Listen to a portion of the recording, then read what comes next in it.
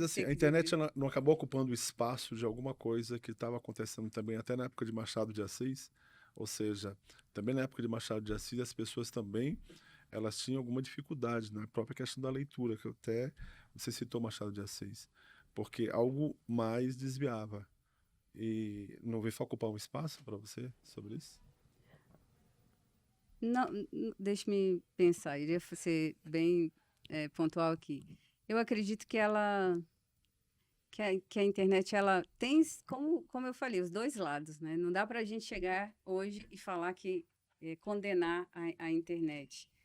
Mas a ideia de que ela veio somar, mas o problema é que a gente precisa ter o equilíbrio. E a questão da manipulação que nós temos aí dessas redes, a gente acaba não dando conta de ter esse controle. Então, é que a pessoa, para saber lidar ali, ela tem de ter um emocional muito fortificado.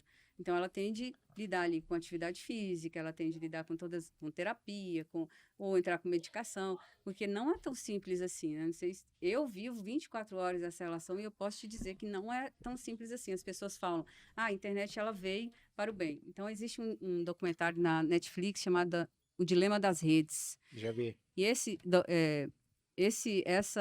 documentário, ele explica como as redes sociais elas têm a capacidade de nos manipular.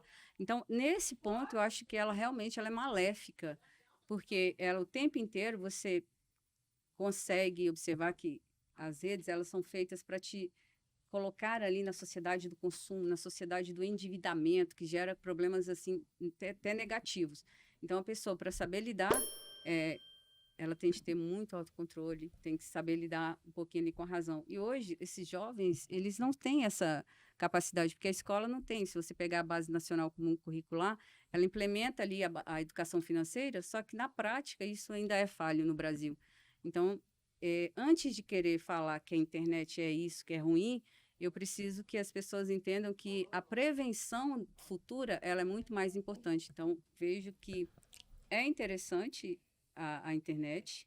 Desde Machado de Assis não se falava, mas se você pegar, existe um livro chamado Admirável Mundo Novo, de Adolf Hux, que ele fala sobre essa questão da dominação, e ele começa a falar lá no início do livro sobre a questão dos seres vivos, e aí vem o George Orwell, que fala também do grande irmão, e esse grande irmão que eu vejo que o George Orwell fala, não sei se vocês já ouviram falar, é a relação da internet, que é um livro escrito há muito tempo, e ele explicava que nós já estávamos sendo vigiados. Entendi.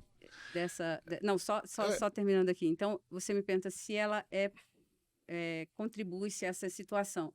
Então, resumindo, eu acho que contribui e, ao mesmo tempo, é o que eu falei, né? Eu acho que a gente tem que buscar Armadilha. equilíbrio, né? Equilíbrio. A gente tem que Equilíbrio é buscar a sempre o palavra. equilíbrio. Então, assim, quando você acaba sendo, né, no teu, óbvio que hoje no nosso trabalho, no seu trabalho, no meu trabalho, embora eu não tenha exatamente uma aula, um curso online, mas eu também dependo da internet, eu dependo das mídias sociais, entendeu? Porque todo Porque mundo é está um fazendo, entendeu? novo mercado Agora, exige, não tem. agora, exato, mas a gente tem que buscar exatamente esse equilíbrio, né? Não ter o seu foco, entendeu? O Grazi,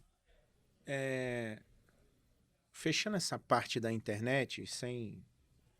Eu acho que eu tenho mais umas 3 perguntas ainda para fazer, mas qual que é a sua opinião sobre a inteligência artificial aí que tomou conta nesses últimos meses aí? O chat Chat GPT, GPT né? que Fugindo da tá. internet, pô. Da inteligência Não, artificial. fugindo não. Fugindo não, estou dizendo, a última. Tô Sem. brincando, Rodrigo. As pessoas estão criando texto, até contratos, né? Já vi Tá. já vi um post que já sai um contrato básico, né? Como é que você lida com isso, falando em termos do português, né? Obviamente que ali é uma base, a pessoa vai pegar, vai corrigir, vai postar isso, vai usar isso de alguma forma. Qual que é a sua opinião com relação a isso? Então, eu tive contato com esse chat GPT, e ele é uma inteligência, porque se você observar, a gente vive a quarta revolução industrial, motivada aí pela robótica, pela realidade aumentada, pela inteligência artificial, pela automação total, né? Então, a gente vive a automação total. E aí chega essa informação, vai redigir uma redação, aí eles vão lá, redige uma redação de 30 linhas sobre a matéria, sai prontinho. O problema é que aquilo ali é uma informação que sai pronta para todos. Então, eles estão criando modelos como se fossem esqueletos. Não sei se vocês já ouviram falar de esqueletos de redação, que os alunos, quando eles chegam lá nos meus stories, lá no meu direct, professor, me dá um esqueleto. Eu falei, toma, filho, pode pegar o esqueleto aqui. Porque o esqueleto ele foi feito para facilitar a vida do aluno, não para uma muleta. E aí as pessoas vão usar isso como muleta e vão ficar cada vez mais dependentes disso, e aí a questão do conhecimento, as pessoas que têm conhecimento, elas vão cada vez mais se destacar. As pessoas que leem livros, as pessoas que buscam conhecimento fora dessa realidade automatizada, elas vão se destacar. E essas outras que vão procurar facilidades, a internet vai oferecer mais e mais facilidades, e eu não vejo o campo do professor sendo uma informação defasada. Eu vejo o professor é uma informação. E que se ele for inteligente, ele vai usar isso a seu favor. Seu favor. Porque Perfeito. ele pode usar aquela estrutura ali e pedir o aluno para ele modificar aquela estrutura usando ali a sua criatividade. Então, Legal. eu vejo que isso não é tão ruim assim. Tá. Até porque eu uso e é muito bom, viu, gente? Inclusive... Ô, Grazi, em relação, você desperta, que você estava falando de despertar, o aluno a gostar da matéria de português, para ensinar português, para aprender melhor, para fluir melhor essa questão do português, da língua portuguesa. Você também desperta nas pessoas o desejo de empreender, de querer fazer exatamente aquilo que você fez, que você está fazendo, que hoje você é uma grande, né, vou dizer assim, uma empresária. Óbvio que, né, o teu grande negócio é a língua portuguesa, mas você tem essa paixão também por ser uma grande empreendedora, por ser uma empresária hoje de sucesso.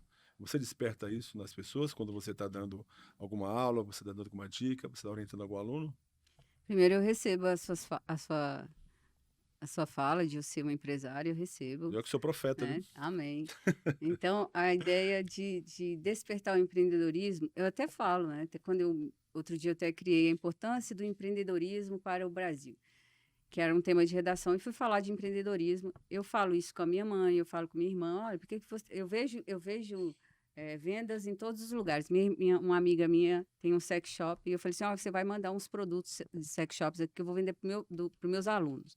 Então, aí eu sempre falo só com a menina que trabalha comigo lá na minha casa, por que você não faz isso, faz aquilo? Só que, infelizmente, essa situação, ela exige muito da pessoa. Então, ela exige muito que a pessoa quebre certas crenças. Eu falo por mim, porque eu tive que quebrar muita informação para estar aqui hoje, para falar que eu era tímida, morria de vergonha, morria de vergonha de as pessoas falarem mal de mim. Hoje não, por quê? Porque eu sei quem eu sou, eu sei o que eu estou fazendo, eu sei que eu estou entregando o meu melhor. Então, essa questão do empreendedorismo, eu até motivo, mas isso não adianta só a motivação.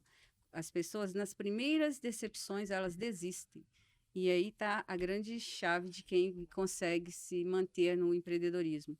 É aquele que realmente persiste. Que persevera, que continua. Persevera, Né? porque... se fosse para eu deveria ter desistido, porque foram prejuízos. Aí você faz lá aqueles 6 em 7, aí você investe lá 50 mil reais. Então, ó, vai vir ali 300 mil reais. Quando você percebe, você vende ali 50 vagas. E onde a gente errou? A gente errou, aí a gente vai fazer o debriefing lá do lançamento, e aí percebe assim, pô, mas eu fiz tudo certo. Tudo não, porque senão teria dado certo. Então, onde está errado? Aí, se você for ficar procurando ali onde está errado, você acaba sofrendo mais. Então, fala assim, tá bom, a gente errou, então vamos, aprenda aí com isso e vamos para frente. Então, o tempo inteiro, eu sei, eu reclamo, eu preciso melhorar essa postura minha, mas eu reclamo e, ao mesmo tempo, vai lá. Então, eu vou continuar, porque eu não tenho saída, eu tenho de fazer por mim. Eu não tenho aqui a opção de desistir. Então, se eu não tenho, eu vou continuar. Sabe uma coisa que eu percebi em você desde o dia que a gente né, resolveu convidá-la para cá, para o podcast? Algumas coisas que eu vi nas suas redes sociais, que você é uma mulher de garra, uma mulher que não desiste fácil, uma mulher perseverante, né? E o empreendedorismo, ele é o resultado disso, né? Ninguém vê o que você passou, só vai ver quando os grandes chegam lá em cima e falam assim, ninguém olhou aquela história, né? E aquela história muitas vezes é contada depois num livro. Tô falando aí dos grandes empresários do Brasil e do mundo, enfim. Todo mundo só vê quando você tá lá Mas ninguém viu o que você passou e quanto tempo você demorou, né? Isso é que é o legal do empreendedorismo. Mas eu tenho uma pergunta aqui, se refere a finanças. Como é que você lida isso na sua empresa? Quais as estratégias que você usa para manter a sua empresa rentável e sustentável? Então, hoje eu trabalho com alguns lançamentos, né? De 3 em 3 meses a gente trabalha com lançamentos. Eu uso o Facebook, o Google Ads e uso também o Instagram, que é minha principal fonte de comunicação. O YouTube, né? Porque eu faço lives semanais. Então, eu vendo no Perpétuo, todos os dias eu tenho lá, eu faço um post, no post eu convido, eu faço um post bem chamativo e no final eu falo, ó, se você quiser aprender mais, você pode me mandar um direct. Aí o aluno, toda vez que eu faço, sempre um ou outro me envia mensagem. Também faço o patrocinado e às vezes a gente faz um lançamento do método, e aí eu chamo a galera para um evento. Então, em relação à capitalização, a gente trabalha dessa forma. Em relação